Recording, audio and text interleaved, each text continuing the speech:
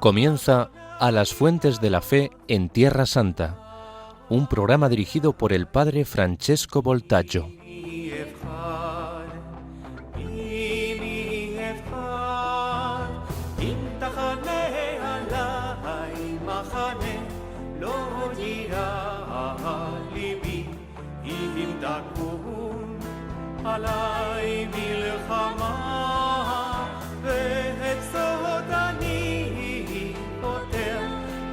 שאלתי מת אדוני, אותה אבקש, אותה אבקש.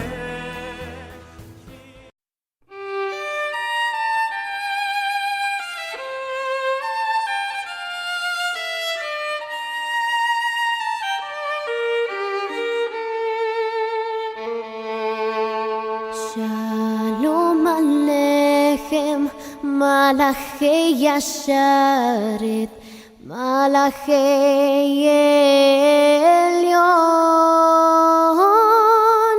ממלך מלכי המלכים, הקדוש ברוך הוא. בואכם לשלום, מלאכי השלום, מלאכי עליון, ממלך מלכי המלכים, הקדוש ברוך הוא.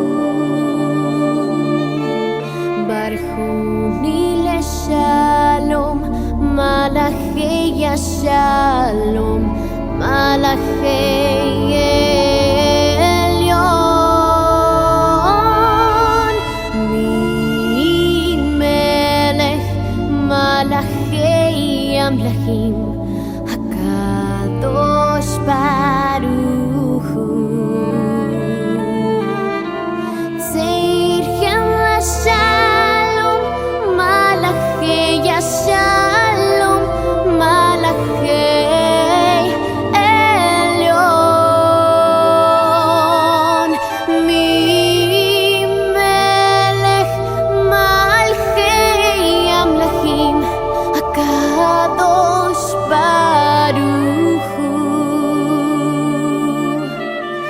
שלום עליכם מלאכי ישרת, מלאכי עליון, ממלך מלכי המלכים, הקדוש ברוך הוא.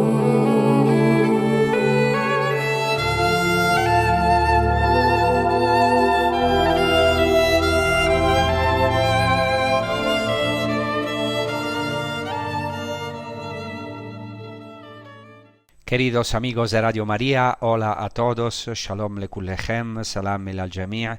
Empezamos este episodio con un canto tradicional judío cuyo título es Shalom Aleichem, que habla de la presencia de los ángeles, especialmente a la entrada del Shabbat, del sábado, porque según los judíos en la casa, en la cena del Shabbat, en la vigilia del Shabbat, pero cuando entra ya el Shabbat, entonces en el sábado se hace una liturgia doméstica y en la casa, y ahí ya está la presencia de los ángeles. Claramente esto fue retomado de manera eminente en la Eucaristía cristiana también, donde nosotros creemos que la liturgia celeste se hace presente en la liturgia, en nuestra liturgia, o sea, el cielo irrumpe en la tierra, en la liturgia, claramente Cristo con sus santos, la Virgen María y con los ángeles. Y hablaremos de esta presencia en este episodio, que es la prosecución del episodio de hace 2 semanas y que también es una ayuda para entrar con más profundidad en la Cuaresma, como espero. Intento resumir el episodio pasado hemos hablado de el hecho que en la carta a los Romanos 3:25 San Pablo presenta a Cristo como hilasterion en griego, que traduce el hebreo kaporet, que es el famoso propiciatorio que se rociaba con sangre en el día de la expiación, en el Yom Kippur. Y para entender bien este objeto misterioso, que es esta, no sabemos bien qué era, pero lo que cubría el arca de la alianza en el primer templo, para entender bien entonces este caporet, este propiciatorio, no basta con leer el Antiguo Testamento, sino que hay que conocer también la tradición judía, que nos ayuda a captar todo el simbolismo que concentra. Y este caporet, o sea, el propiciatorio, estaba en el Santo de los Santos, la parte más interna del templo, donde solo podía entrar el sumo sacerdote una vez al año, y él solo.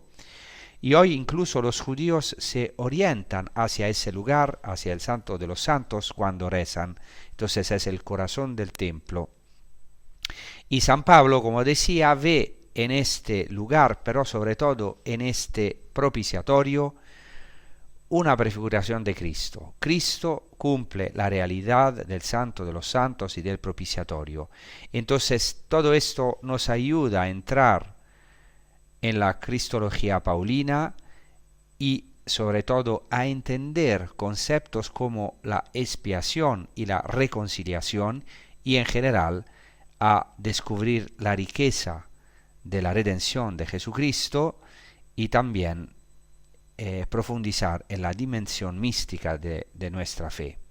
Entonces hoy queremos llevarlos al corazón del misterio, al lugar más sagrado del antiguo templo de Jerusalén. Imaginen una estancia pequeña, envuelta en silencio, completamente vacía y sin embargo llena de una presencia. Allí estaba el caporet, o sea, el propiciatorio, la cubierta del arca de la alianza, el punto exacto donde, como he dicho, en el Yom Kippur, en el gran día de la expiación, el sumo sacerdote derramaba la sangre para pedir el perdón de todo el pueblo. Entonces San Pablo en la carta a los Romanos 3:25 hace una afirmación sorprendente. Dice que Cristo es este caporet, en griego hilasterion, o sea, el mismo lugar de expiación. Así dice San Pablo en la carta a los Romanos: Dios lo constituyó medio de propiciación o propiciatorio, mediante la fe en su sangre, para mostrar su justicia, pasando por alto los pecados del pasado en el tiempo de la paciencia de Dios. Actuó así para mostrar su justicia en este tiempo, a fin de manifestar que era justo y que justifica al que tiene fe en Jesús. Entonces no simplemente quien ofrece el sacrificio, sino el lugar mismo donde Dios y la humanidad se encuentran. ¡Qué audacia teológica! Para entenderla hay que entrar en la riqueza del simbolismo judío. Porque en el Santo de los Santos no había imágenes, ninguna estatua, ninguna figura de Dios, solo un espacio vacío entre dos querubines que se miraban cara a cara, y precisamente allí, en el vacío, se manifestaba Dios. Para el mundo pagano aquello era absurdo. ¿Cómo es posible un templo sin imagen, un trono sin figura, un santuario sin ninguna estatua? Y sin embargo, esa era la fuerza del monoteísmo bíblico, de la revelación judía y después cristiana.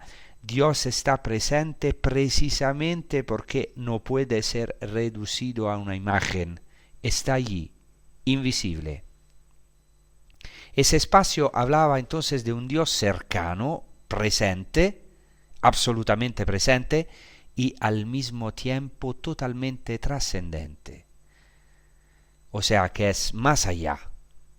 Un Dios que se revela pero no se deja poseer, que da su nombre, como hemos dicho en el episodio anterior, o sea, yo soy el que soy, Heye Asher Heye, en hebreo, Heye Asher Heye, yo soy el que soy.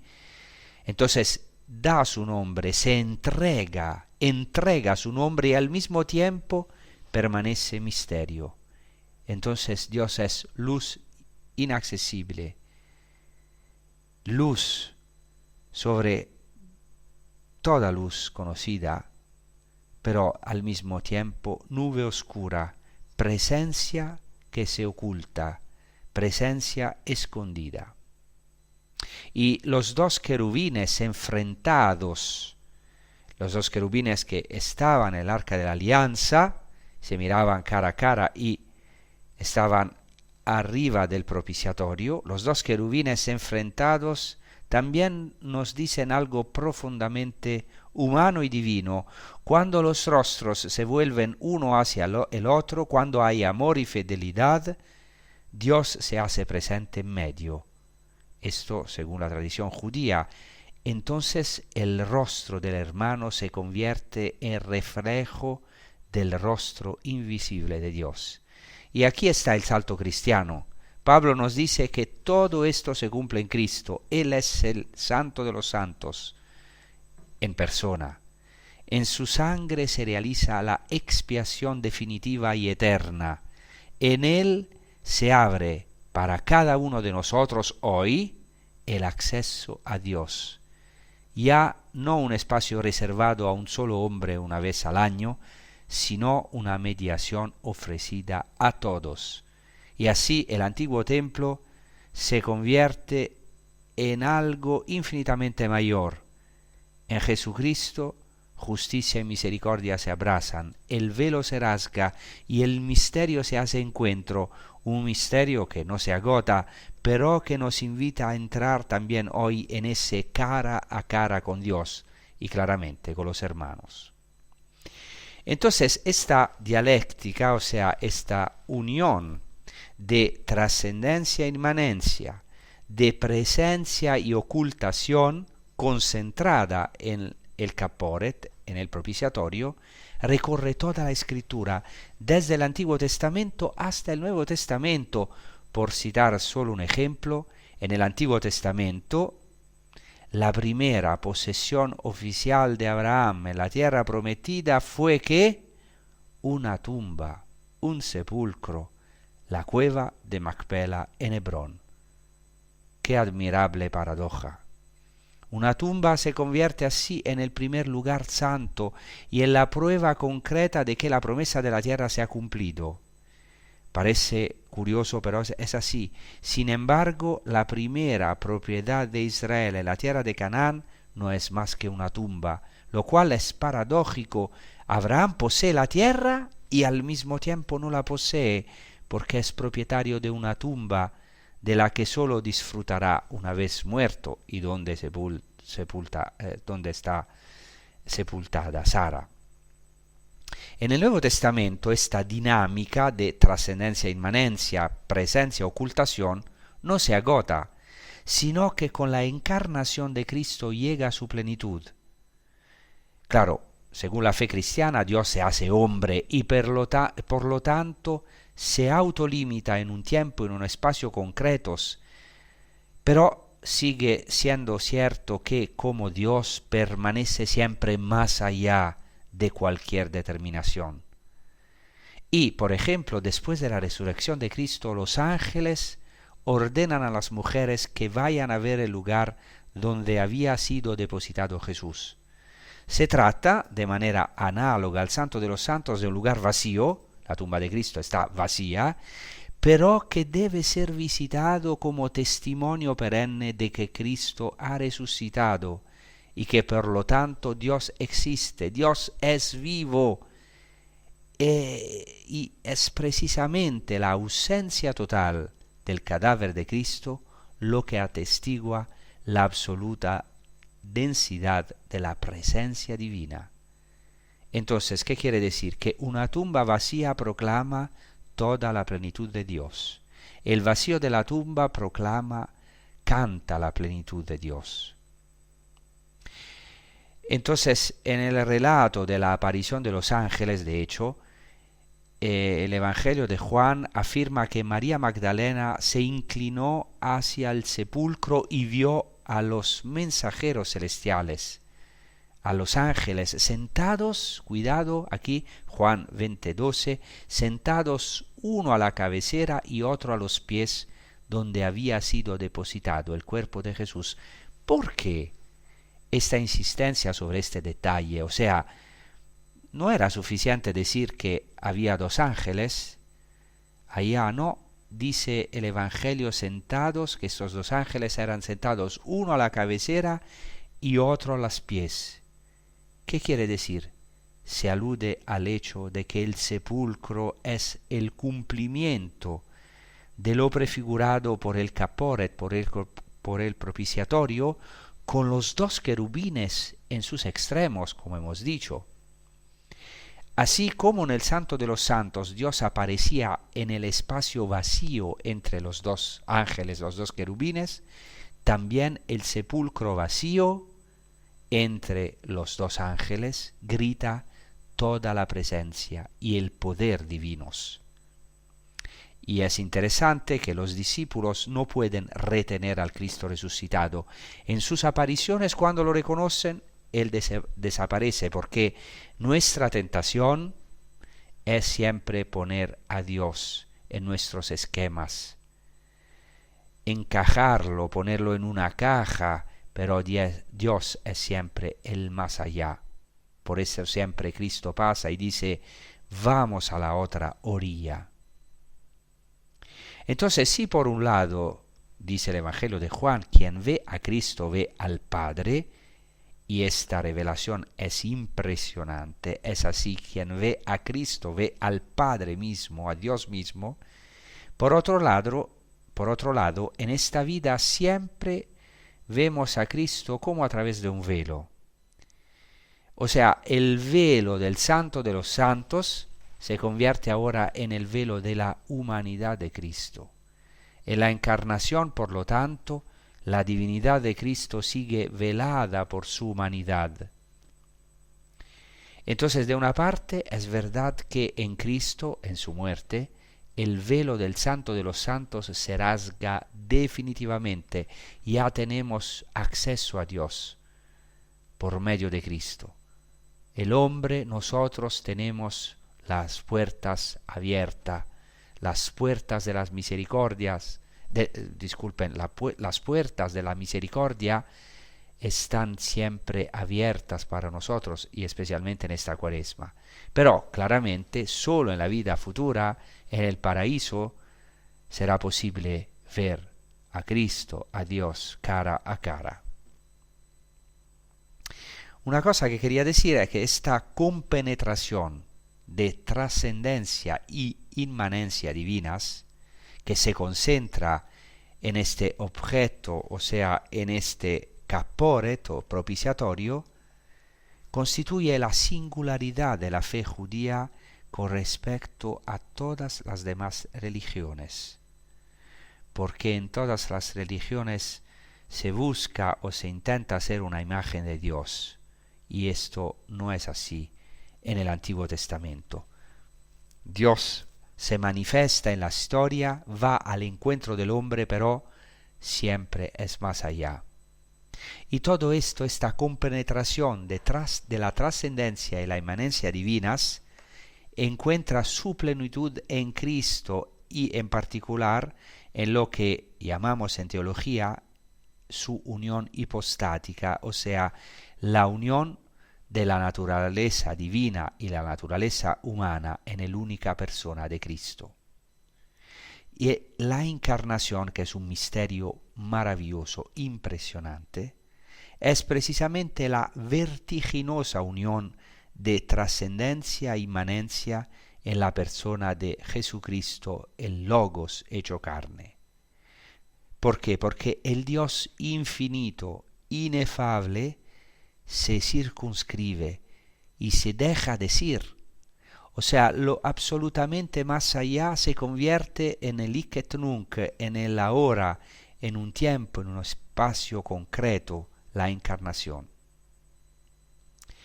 Entonces, esto no sé si lo puedo explicar bien, pero la trascendencia y la inmanencia divinas están entre sí en una relación tan dinámica que, cuidado, cuanto más manifiesta Dios su trascendencia, más manifiesta su inmanencia y viceversa. Lo voy a explicar. En cuanto al propiciatorio, al Caporet, hemos observado anteriormente que cuanto más invisible es Dios y cuanto más no se identifica con ninguna imagen, esta es la trascendencia, tanto más es el Dios que habita en el Santo de los Santos, y esta es su inmanencia. Y aquí voy a intentar explicar esto con relación a la persona de Jesucristo. De manera análoga, cuanto más revela Cristo su divinidad, tanto más revela su humanidad y viceversa. O sea, después voy a dar un ejemplo de esto, porque si no parece demasiado teórico, pero es importantísimo. O sea, la divinidad y la humanidad de Cristo, Cristo es verdadero Dios y verdadero hombre, entonces estas dos naturalezas, la divinidad y la humanidad de Cristo, aunque distintas, están unidas indisolublemente, de modo que cuanto más Cristo se rebaja en su humanidad, más manifiesta su divinidad. En una palabra, Dios, o mejor Cristo, es tan grande que se hace pequeño, tan glorioso que se hace humilde, tan sublime que se hace el más ínfimo. Entonces la naturaleza humana y la divina de Cristo, lejos de oponerse, se iluminan mutuamente, ya que están unidas hipostáticamente en la persona de Cristo. Por eso en el cristianismo, y esto es fundamental, en el cristianismo lo que es exquisitamente divino es también exquisitamente humano y viceversa. Voy a dar dos ejemplos extraídos del Nuevo Testamento para ilustrar esta realidad. El primer ejemplo es la transfiguración de Jesús. En la transfiguración de Jesús hay una auténtica teofanía, o sea, una auténtica manifestación de Dios. O sea, la gloria luminosa de Dios aparece en Cristo, en quien mora la plenitud de la divinidad velada por su carne.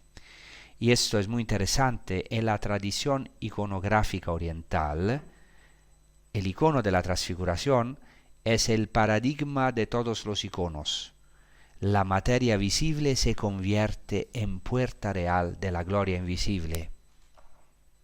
Entonces, en la transfiguración, en el Tabor, el rostro de Dios, anhelado por el hombre desde la antigüedad, se revela ahora definitivamente en Jesucristo, icono del Dios invisible, irradiación de su gloria y huella de su sustancia, como dice la carta a los hebreos. Sin embargo, precisamente en este episodio en el que Jesús manifiesta su divinidad, revela su humanidad, o revela la humanidad misma, y revela a qué grandeza la humanidad está llamada, ser transformada por el Espíritu a la misma imagen de Cristo en su icono. Y esto es todo el camino cuaresmal. De otra parte, en la agonía de Getsemaní, cuidado, ahora digo una cosa, la agonía de Jesucristo en el Getsemaní tiene una estrecha relación con el acontecimiento de la transfiguración, ya que cuenta con los mismos tres testigos, San Pedro, Santiago y San Juan. O sea, los tres apóstoles que son testigos de la transfiguración son los mismos testigos de Getsemaní, de la agonía de Cristo. Entonces, en el Getsemaní, Jesús, precisamente en el momento en que manifiesta plenamente su humanidad, porque su humanidad está presa del miedo y la angustia, en este momento en el cual Jesús manifiesta plenamente su humanidad, revela la profundidad de un Dios, de Dios mismo, de un Dios tan loco de amor por nosotros, que se deja desfigurar. Entonces el transfigurado, lo que, como lo llamamos en el Salmo, el más hermoso entre los hijos de los hombres, el transfigurado se ha convertido en el desfigurado por amor a nosotros. El rostro inefable ante el cual Elías se cubrió el rostro se ha convertido en aquel ante el cual se cubre el rostro. El bendito por excelencia se ha hecho por nosotros maldito. Claro, no es maldito, pero se cargó de nuestras maldiciones y pecados. Y esta es la paradoja más hermosa, que sana todas las contradicciones humanas y abre espacios inmensos. Dios es visible precisamente donde es invisible. Está presente donde parece ausente y silencioso, aunque es difícil creerlo cuando estamos en nuestros vacíos, en nuestras cruces o sufrimientos, allá donde no vemos a Dios, pero Dios es visible precisamente donde es invisible, está presente donde parece ausente y silencioso.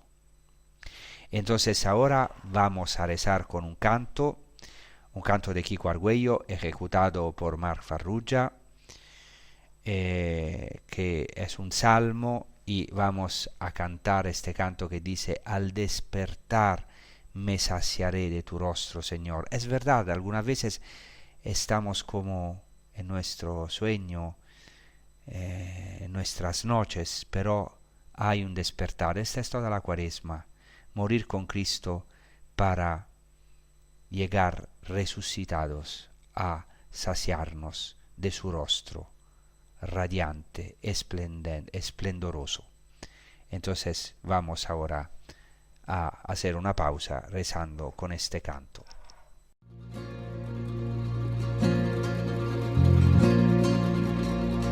Al despertar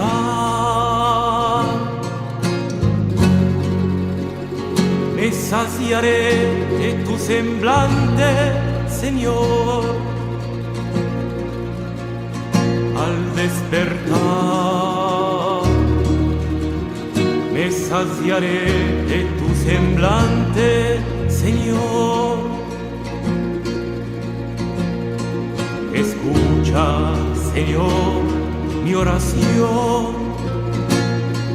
Atiende, Señor, a mi clamor. Presta oídos a mi súplica, que mis labios no traicionan, Señor. Salga de ti la sentencia, porque tus ojos ven mi rectitud. Al despertar me saciaré de tu semblante, Señor. Al despertar me saciaré de tu semblante, Señor. Sondea, Señor, mi corazón, escrútalo de noche, Señor. Pruébame al crisol, pruébame al crisol, porque tú sabes que no hay malicia en mí, que mi boca no miente como hacen los hombres, que he guardado tu palabra, que no he seguido los caminos del violento, que a tus huellas he ajustado mis pasos, que no vacilaré, que no vacilaré. Al despertar me saciaré de tu semblante, al despertar me saciaré de tu semblante, Señor. A ti yo te invoco, Señor. Concédeme, Señor, una respuesta. Muéstrame los prodigios de tu amor, porque tú salvas al que se apoya en ti, porque tú ayudas al que se refugia a tu derecha, como la niña de tus ojos, guárdame a la sombra de tus alas, escóndeme. Mira que quiere matarme. Al despertar me saciaré de tu semblante, Señor. Al despertar me saciaré de tu semblante, Señor. Bien, todo lo dicho en el episodio anterior y en la primera parte de este episodio culmina claramente en la cruz. La cruz es la máxima kenosis divina. Kenosis en griego quiere decir vaciarse. O sea, la cruz es el culmen del vaciamiento de Dios, de Cristo. El momento más humano de Cristo, pero al mismo tiempo este vaciarse de Cristo, este momento más humano es la revelación suprema del amor trinitario de Dios, de su plenitud. Cristo crucificado es así el propiciatorio, el lugar de expiación por excelencia, que nos da todo a todos el perdón total de nuestros pecados si creemos. Claro, después esto tiene que ser sellados con los sacramentos. Entonces Cristo crucificado es el propiciatorio, nuestro lugar de expiación, de perdono total, es el trono de la misericordia. Y no es casualidad que, según el Evangelio de Marcos, el centurión romano reconozca a Jesús como Hijo de Dios precisamente cuando está en el culmen de la humillación y cuando muere crucificado. En otras palabras, Dios está también en ese infierno, entre comillas, que es la cruz, porque desciende hasta el vacío absoluto, nuestro vacío, aunque sea muy grande. La cruz es para nosotros, los cristianos, la zarza ardiente, llena de espinas, pero que no se consuma. Igual que el amor, la llama divina, fuerte como la muerte y tenaz como el infierno. La cruz es el nombre divino entregado a los hombres que permanece siempre más allá, pero se entrega al hombre incluso a costa de ser malinterpretado y rechazado. Entonces la cruz es la voz de silencio sutil, más elocuente que cualquier estruendo, es el propiciatorio, misterio oculto y sin embargo abierto a todo hombre, la nube oscura que lo ocultaba, pero en la que aparece la presencia luminosa de Dios. Entonces la nube oscura de la cruz es luminosa, llena de luz. Este es el corazón del querigma. Y tenemos que volver a este centro en esta cuaresma, centro de nuestra fe, del misterio pascual que vamos a celebrar en la Pascua, que es el culmen del misterio pascual, el corazón del misterio pascual. De este modo, Cristo crucificado cumple la realidad prefigurada por el hilasterion, en griego, o caporet en hebreo, o sea, por el propiciatorio. Cristo mismo es el lugar de la expiación y de la reparación, es decir, de la reconciliación total entre Dios y el hombre. Es el lugar de la unidad restaurada, del vacío reparado. Y es interesante, aquí quiero hacer una paréntesis, según la tradición mística judía, en la creación Dios habría retirado de alguna manera la plenitud total de su presencia para dejar espacio a sus criaturas, a nosotros. El rabino Yitzhak Luria se preguntó cómo es posible, es un rabino del siglo XVI, sefardí.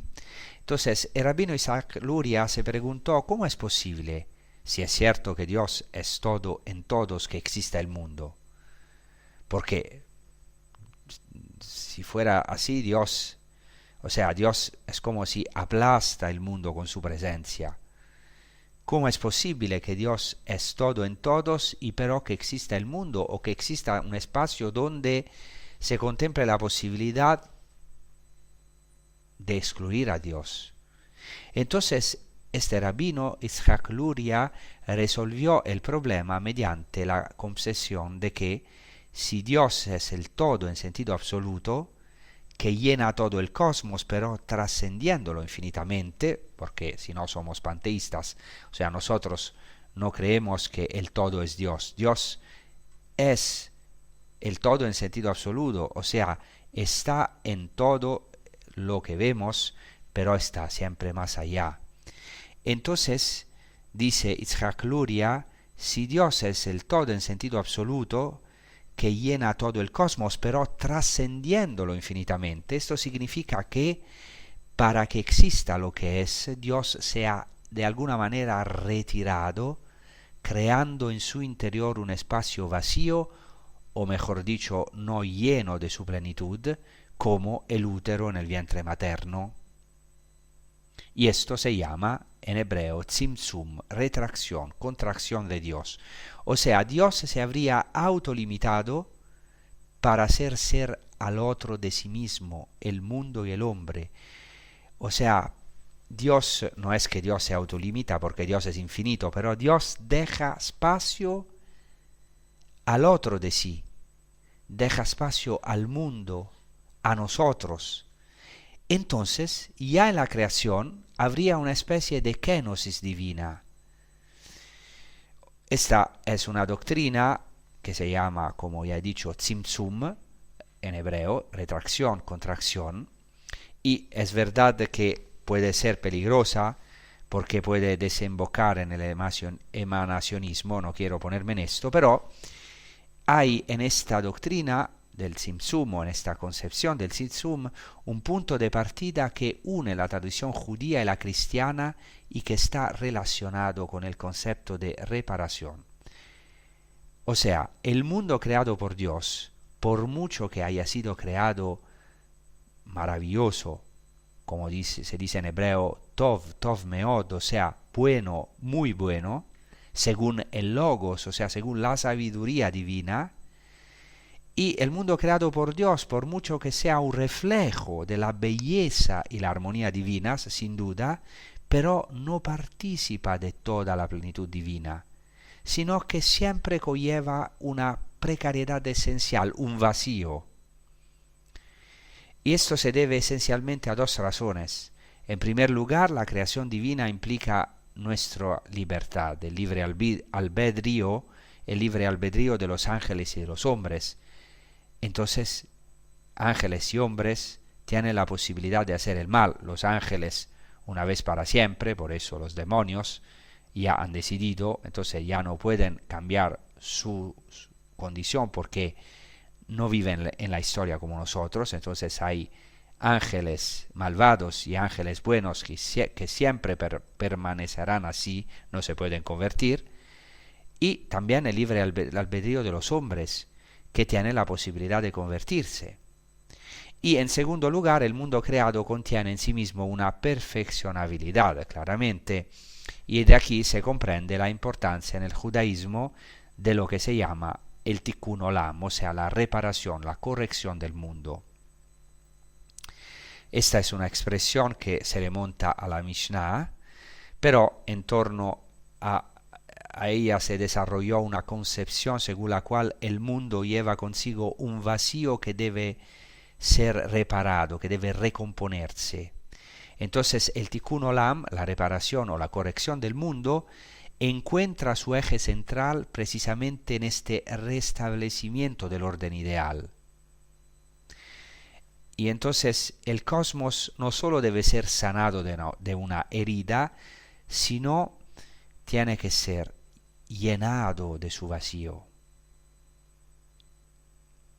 Entonces, según el judaísmo, nosotros vamos hacia la Geulá, la redención final, y esta es obra del Mesías, de Dios. Pero la tarea del hombre es acelerar su llegada y contribuir al Tikkun Olam, a la reparación del mundo. O sea, el hombre está llamado a llenar con su conducta el vacío de redención en el mundo, aunque claramente solo el Mesías pueda obtener la Geulá, la redención. Entonces ahora vamos a la visión cristiana. Según nosotros, los católicos, el verdadero vacío proviene del libre albedrío, o sea, de la libertad del hombre y de su consiguiente pecado. Entonces, en el libre albedrío residen todo el drama de la historia y todas las tribulaciones del cosmos, ya que el bien y el mal que el hombre realiza tienen una resonancia social, y más aún, una resonancia cósmica. Esto es importante para la Cuaresma. No son nuestros pecados pequeños, sino que nuestros pecados tienen una influencia en la humanidad, en la comunidad y en el mundo y en el cosmos. Tienen una resonancia cósmica. Y también la santidad. La santidad tiene una resonancia universal, cósmica. Entonces, la historia de la salvación nace de la libre iniciativa y de la gracia, del amor de Dios, que quiere llenar el desequilibrio cósmico y el vacío óntico, o sea, el vacío existencial, profundo, esencial, causado por el pecado del hombre, por nuestros pecados. Entonces, esto es importante porque nos permite repensar de manera nueva las categorías teológicas de expiación y redención en términos más existenciales. O sea, Dios está presente incluso en el vacío más profundo, se manifiesta incluso en la noche oscura del sufrimiento y la muerte. Dios está allí donde parece que no está, en nuestro nada existencial, en nuestra nada existencial. Y por eso el orante del Salmo declara con gran confianza: si subo al cielo, allí estás tú. Si desciendo al infierno, allí estás tú, en el sentido, no el infierno, claramente que es la condena definitiva, en el sentido de Sheol, o sea, del profundo de la muerte. Entonces, ¿cuál es la buena nueva? Que Dios está en la nada más profunda del hombre y de la historia, está en nuestra nada, porque no hay nada que Dios no pueda habitar excepto el pecado, que sin embargo Cristo inocente tomó sobre sí y destruyó. Y esta es la única respuesta al nihilismo contemporáneo. Cristo, siendo en forma de Dios, no consideró el ser como Dios como algo a lo que aferrarse, sino que se despojó, ekenosen en griego, se vació de sí mismo, tomando forma de siervo y haciéndose semejante a los hombres. Entonces, en su kenosis, en su vaciarse, Cristo se aniquila a sí mismo para ir al encuentro nuestro, mientras que en su ascensión llena al hombre, a todos nosotros y al cosmos de su plenitud. Como dice San Pablo en la carta a los Efesios, el que descendió es el mismo que ascendió por encima de todos los cielos para ser la plenitud de todas las cosas. No en vano los primeros judeocristianos llamaban a Cristo la plenitud de los mundos o la plenitud de los siglos. Entonces, con su kenosis, es decir, vaciándose, Cristo nos llenó de su pleroma, de su plenitud. Y por eso nosotros estamos llamados a vivir la kenosis de Cristo, su vaciarse para participar también de su plenitud. Y esto es el camino de la Cuaresma hacia la Pascua. Ahora vamos a meditar sobre esto con otro canto para levantar nuestros ojos en la cruz, para fijar nuestros ojos en la cruz.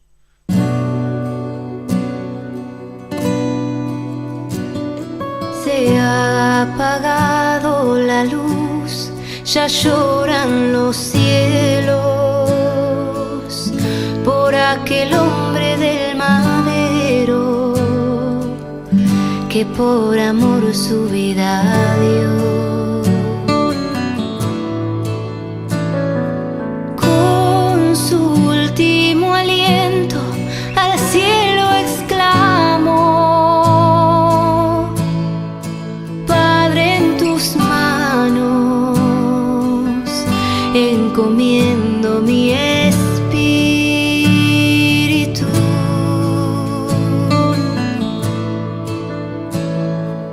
El velo del templo en dos se partió cuando el Señor en un suspiro expiró. Te adoramos, Jesús, te bendecimos, Jesús, porque por tu santa cruz redimiste al mundo.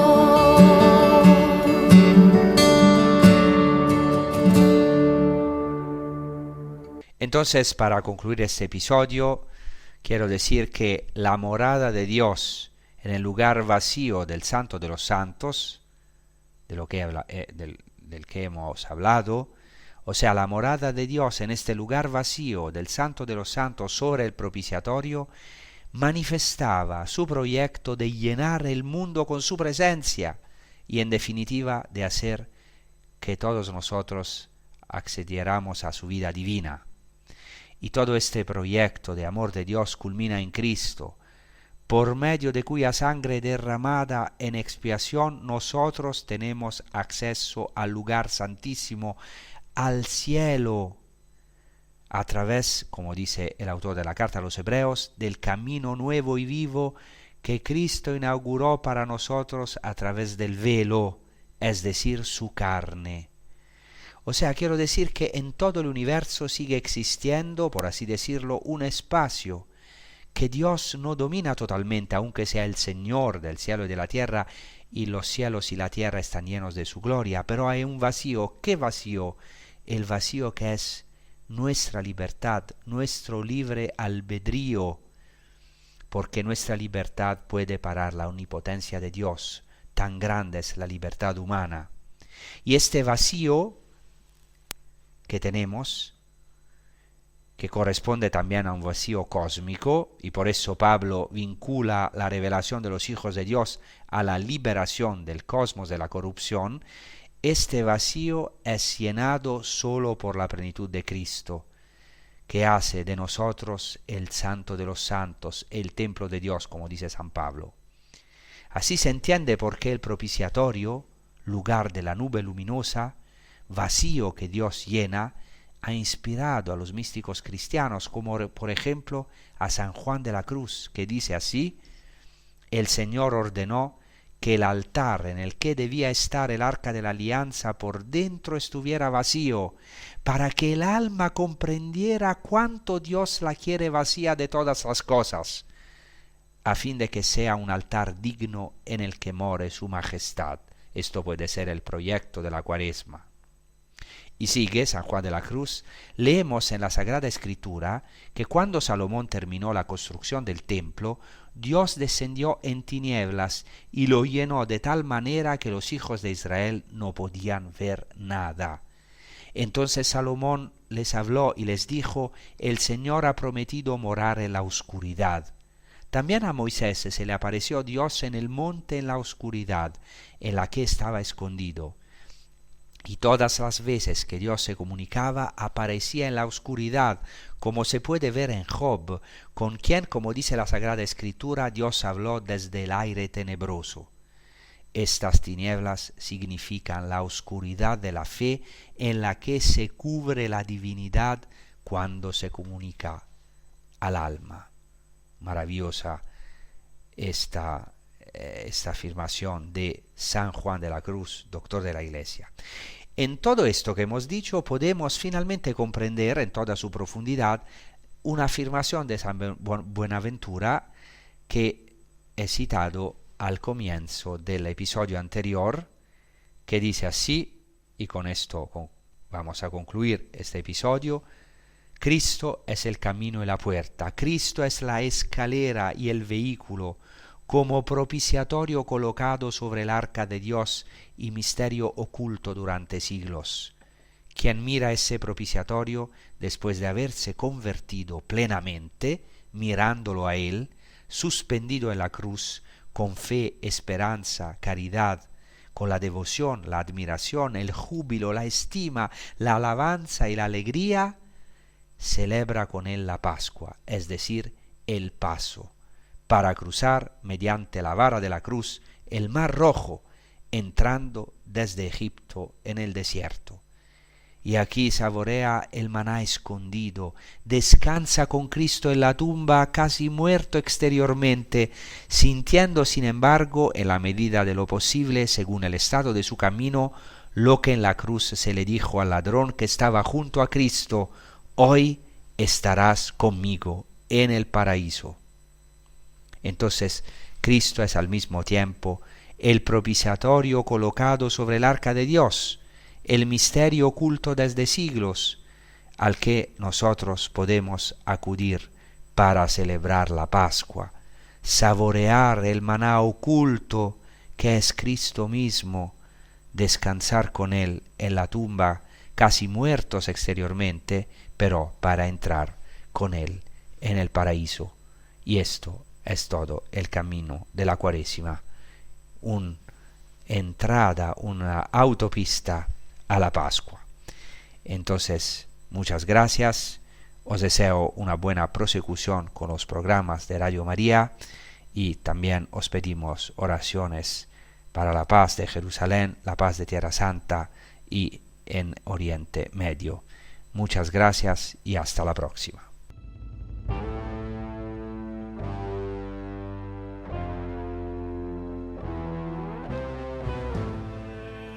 Y así concluye A las fuentes de la fe en Tierra Santa, con el padre Francesco Voltaggio.